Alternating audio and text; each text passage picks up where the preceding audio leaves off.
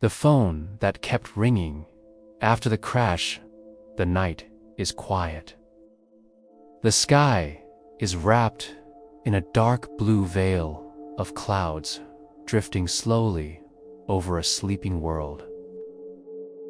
You're lying down, eyes closed, ready to drift off into dreams. And as you begin to sink into the gentle shadows of thought and memory, let me tell you a story. A story of remembrance, of silence, and of a phone that never stopped ringing.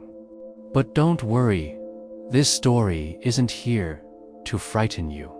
It's here to keep you company, softly, calmly, because even the eeriest tales, when told gently, can become part of a peaceful sleep. Settle in, close your eyes, breathe slow, and let me take you there. Nina was always quiet. In her family, in her life, she was the observer. Her brother, Victor, was her opposite. Loud, warm, full of energy. He drove. She read. He made plans. She wrote them down. They lived in a small town near a pine forest and a lake that smelled like sun and algae in the summer. Their house was wooden, old, with creaky floors and a porch where they used to sit together when the rain hit the roof. Her phone would often ring at sunset. It was always Victor. His voice felt like home. Sometimes he'd send a silly message just to make her laugh. Still breathing, sis, barely. What do you want now? It felt like a routine that would never end. But it did, overnight and forever. It was a gray Friday. Rain, mud on the windshield, the smell of wet sand in the air. Nina was sitting in the library when her phone buzzed. She didn't pick up. She was reading. One missed message. On the road. See you tonight. But she never saw him again. A few hours later, a police officer called. His voice was soft. The car had skidded off the road near the bend above the lake. Victor hadn't made it. Everything stopped. Sound, time, thought, only silence remained. In the days that followed, the phone was silent, unnaturally silent, as if the house breathed differently. The floors didn't creak anymore.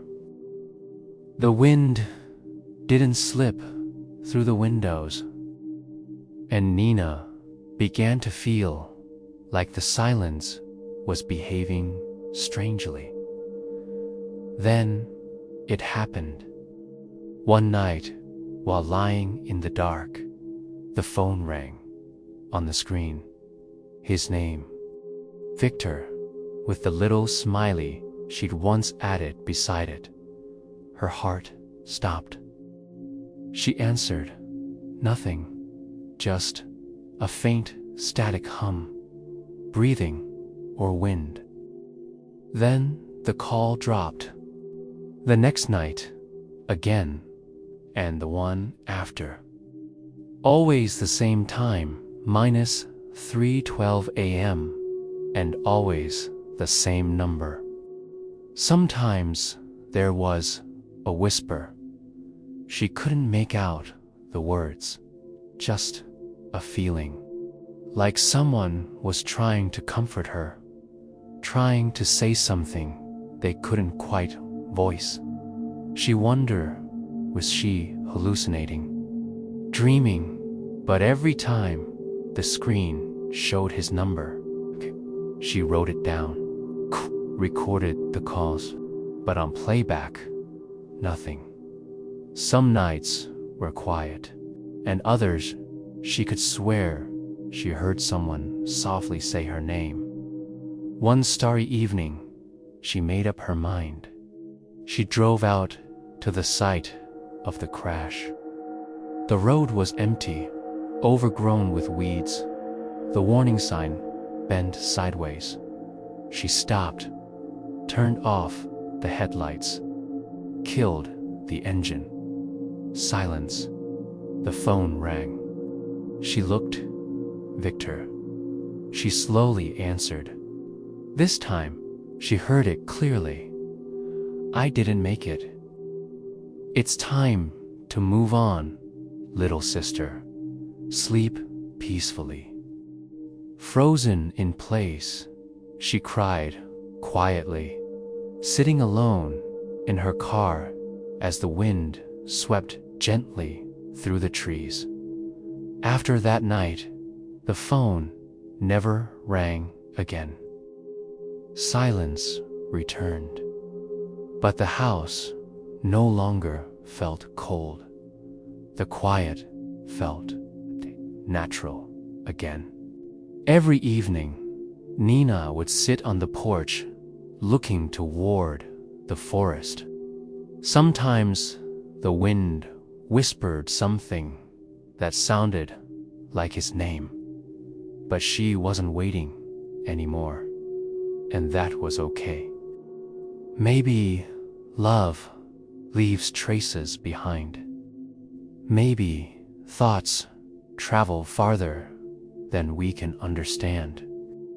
Maybe some phones ring even when no one is holding them.